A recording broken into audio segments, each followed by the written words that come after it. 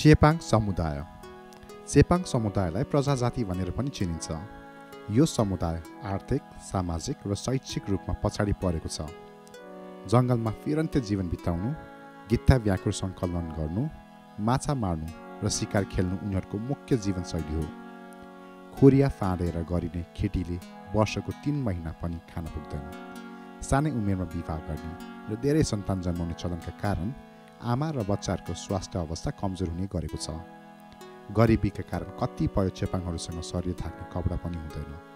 उनीहरूसँग आफ्नो नाममा जग्गा जमिन छैन र अर्काको काम गरेर, बारी बोकेर, जडीबुटी सङ्कलन गरेर, चिउरीको घिउ र मह बेचेर जीवन गुजारा गर्छन्।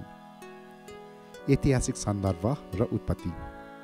चेपाङ शब्दको उत्पत्तिका विषयमा विभिन्न मान्यताहरू पाइन्छन्। एउटा मान्यता अनुसार चको अर्थ कुकुर र पाङको अर्थ धनु काँडा हो।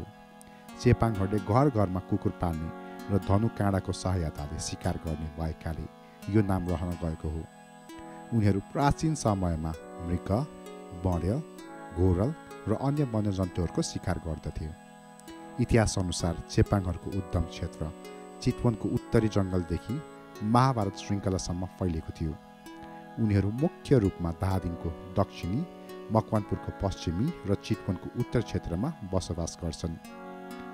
चेपाङ राजाहरूको कथा।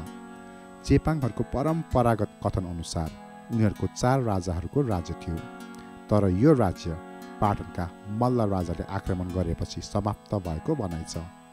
चेपाङहरूले आफूलाई माता सीताका सन्तान भन्ने गर्दछन्। जीवनशैली र संस्कृति। चेपाङहरूको जीवनशैली ज्यादै सरल छ। उनीहरू सरल, इमान्दार र स्वाभिमान रूपमा सौम्य स्वभावका हुन्छन्। शारीरिक बनावटमा उनीहरूको मङ्गोलियन अनुहार, थेप्चो नाक, मजौला कद र गहुँ गोरो छालाको विशेषता हुन्छ। मुख्यतः चेपाङ समुदायमा कछारे र पुकुनथली नामक 2 उपजातिहरू पाइन्छन्। विवाह परम्परा धेरै रोचक छ। मागी विवाहलाई मुख्य मान्यता दिइन्छ। दुल्हा दुलहीले विवाहका क्रममा 3 पटक टाउको ठोक्काउने परम्परा छ। साथै चिउरीको बोट दाइजोको रूपमा दिने चलन पनि छ। मामा चेली र फुफू चेली बीचको विवाह प्रचलित छ, जसले उनीहरूको आफ्नै समाजभित्रको सम्बन्धलाई अझ बलियो बनाउँछ। भाषा र धर्म। चेपाङहरू खाम्ची नामक भाषा बोल्छन्, तर बाह्य समाजमा नेपाली भाषाको प्रयोग गर्छन्। युवा पुस्ताले आफ्नो मातृभाषा बिर्सँदै गएका छन्। धर्मका हिसाबले चेपाङहरू प्राकृतिक पूजक हुन्। उनीहरूले आफ्नो पुर्ख्यौली देवताहरूको पूजा गर्छन् र झाँक्रीलाई वा पाँडे बोलाएर ढ्याङ्ग्रो ठोकेर उपचार गर्ने परम्परा छ। उनीहरू बिरामी परेको बेला देवी देवता रिसाए भन्ने विश्वासले बोक्सी वा पिचासलाई चढाउन बलि दिने चलन छ। पर्व र चाडपर्व। चेपाङहरूको मुख्य पर्व चोनाम न्यागी पर्व हो, जुन भदौरे पूर्णिमामा मनाइन्छ। यो पर्व नयाँ अन्न भगवानलाई चढाउने परम्परासँग सम्बन्धित छ। चोनाम पर्वमा झाँक्रीलाई बोलाइ घर घरमा पूजा गरिन्छ। यो पर्व विशेष गरी पर्यटकहरूको लागि सांस्कृतिक अध्ययनको उत्कृष्ट अवसर हो।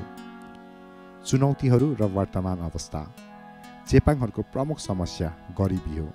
धेरैले सरकारी तिरो लाग्ने डरले आफ्नो नाममा जग्गा दर्ता गरेका छैनन्, जसका कारण उनीहरूसँग जग्गा धनी प्रमाण पूर्जा छैन। उनीहरूको जीवनस्तर सुधारका लागि सरकारी र गैर सरकारी क्षेत्रबाट विभिन्न प्रयास गरिएका छन्, तर ती प्रयासहरू पर्याप्त भएका छैनन्।